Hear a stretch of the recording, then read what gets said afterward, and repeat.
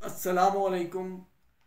आप मुलाज़ा फरमा रहे हैं voice of legal rights by Talib और मैं हूं आपका होस्ट तालिब नकवी एडवोकेट। नाज़रीन, आज ख़बरें हम आपके लिए लेके आए हैं और ख़बरें तकरीबन लेटेस्ट हैं और कुछ वजाहतें भी हैं। हमने आपसे ये कहा था कि पीटीसीएल के जो नॉन पेंशनर्स किन मुश्किलात का जो उनके साथ हुआ क्या है एक्चुअली 2008 के वीएसएस में, ये हमारे प्रोग्राम में शामिल है। ये भी हम आपको बताएंगे और इसके अलावा छोटी छोटी खबरें पूरे पाकिस्तान से, बलूचिस्तान से, केपीके से, जहाँ पंजाब से, जिस हद तक मुमकिन हुआ इस 5-7 मिनट के व्लॉग में आपको बताएंगे। आप इससे जुड़े रहें। नाज़रीन, ईद एपका का जो है ना वो ईद उल फितर के बाद सड़कों पर निकलने का ऐलान हो गया है और ये पंजाब की हद तक हुआ है। जैसा कि आप जानते हैं कि बहुत ज़्यादा वादे वईद किए गए थे पिछली हुकूमत ने कि हमारे आते ही हम जो है ना वो हालात जो है वो बदल देंगे, लेकिन हुआ कुछ भी नहीं। तो वो कहते हैं कि पेंशन इस्लाहात के नाम पर मुआशी कत्ल किसी सूरत काबिल कबूल नहीं है।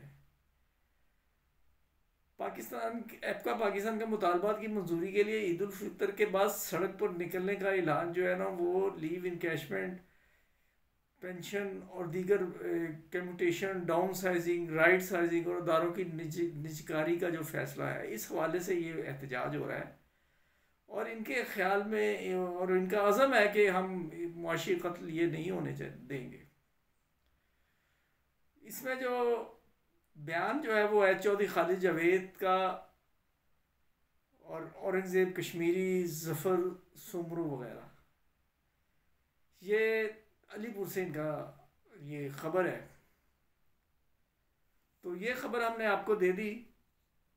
और उसके बाद एक अच्छी खबर जो है वो ये है एजी ऑफिस के हवाले से। जैसा कि आप जानते हैं कि वफाकी हुकूमत में पहले जो पेंशन है वो बैंक्स में आती है और फिर बैंक जो है वो आगे अकाउंट होल्डर के अकाउंट्स में डालता है और इस प्रोसेस में 2-3 दिन जो है ना वो लग जाते हैं।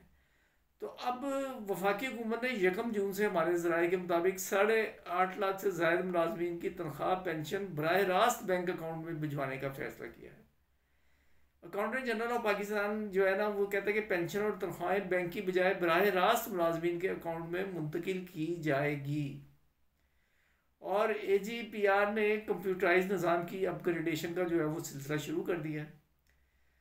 तो ये बड़ी अच्छी है, एक बहुत अच्छा कदम है और उसके लिए बाकायदा जो है ना अपग्रेडेशन के लिए जर्मनी कंपनी की टीम जो है उसे ज़िम्मेदारी सौंपी गई है और इनका डेटा भी अपग्रेड होगा और पेंशन भी इन्हें बर वक्त मिलेगी। और ये सब कुछ जो हो रहा है ये पता नहीं, शायद खुदा ना खास्ता खतरे की घंटी है कि वो मुलाजमीन जो है पेंशन इस्लाहात के नाम पर बहुत कुछ किया जा, जा रहा है। ये हंसने की बात तो नहीं है, मेरी तो हमदर्दियाँ ही उनके साथ है, लेकिन मैं ये कह रहा हूँ कि कौलो फेल का कितना तजाद है। यदि कोई गलत कदम भी जब उठाते हैं तो ये शो ये करते हैं कि जैसे हम तो बड़े आपके वो हैं हमदर्द और बही ख्वाह हैं। जनाब, ये कोयटा में जो जामिया बलूचिस्तान के 7,000 मुलाजमीन जो हैं वो अदम अदायगी तनख्वाह के खिलाफ उनका एहतजाज जारी है। और उनका ये कहना है कि वज़ीर आला ने यकीन दहानी भी कराई लेकिन इसके बावजूद जो है ना वो 4 माह से उन्हें तनख्वाहें नहीं मिली और वो बलूचिस्तान असम्बली के बाहर धरना दे रहे हैं। नाज़रीन, अब ख़बरें बाकी मैं छोड़ देता हूँ। इंतहाई मुख्तसर आपको जो है ना EOBI के भी मामला बहुत से हैं, वो भी अगले उसमें डील करेंगे, हम आपको बताएंगे। आज हम आप ये आपसे बात करना चाह रहे हैं VSS नॉन पेंशनर्स की, यानी जिनकी सर्विस 20 साल से कम थी, उन्हें पेंशन नहीं दी गई, उन्हें ऑफ़र की गई और उन्हें लम सम अमाउंट जो है वो दी गई। एक्चुअली थोड़ी सी कहानी और जो हमें बताई गई थी, इस वक्त मेरे पास तफसीलात तो नहीं है, मैं ज़बानी आपको बता रहा हूँ कि 2-3 कैटेगरीज जो बनाई थी उसमें नॉन पेंशनर्स को मराहत दी गई थी लेकिन उन्हें मेडिकल की फैसिलिटी नहीं दी थी। 2 वजूहत थी जिसमें बहुत सी बड़ी तादाद जो है ना उन्होंने अलहदा होने का फ़ैसला किया। एक तो ये कि जो मुस्तकबिल के हवाले से वो गैर यकीनी की कैफियत थी मैनेजमेंट का रवैया जो है वो इस तरह हो गया था कि अगर आपने ये ना लिया तो आपको बाहर फेंक दिया जाएगा। कुछ मंजूर नज़र लोगों को कॉन्ट्रैक्ट दिया गया, इसमें एक कैटेगरी कर दी गई कि कुछ रिडेंडेंट कर दिए गए, कुछ नीडेड कर दिए गए। जो इंजीनियरिंग साइड के जो लोग थे मोस्टली, उन्हें जो है वो कायम रखा गया और फिर उन्हें ऑफ़र की गई स्पेशल कि अगर आप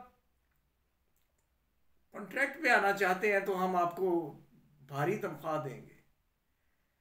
और वो कॉन्ट्रैक्ट पे आ गए बेचारे। उसमें बहुत से लोग तो जो है वो उन्होंने इसमें इस गंगा में हाथ धोए, लेकिन एक बहुत बड़ी तादाद जो है बाद में फिर उन्हें छोड़ना पड़ा।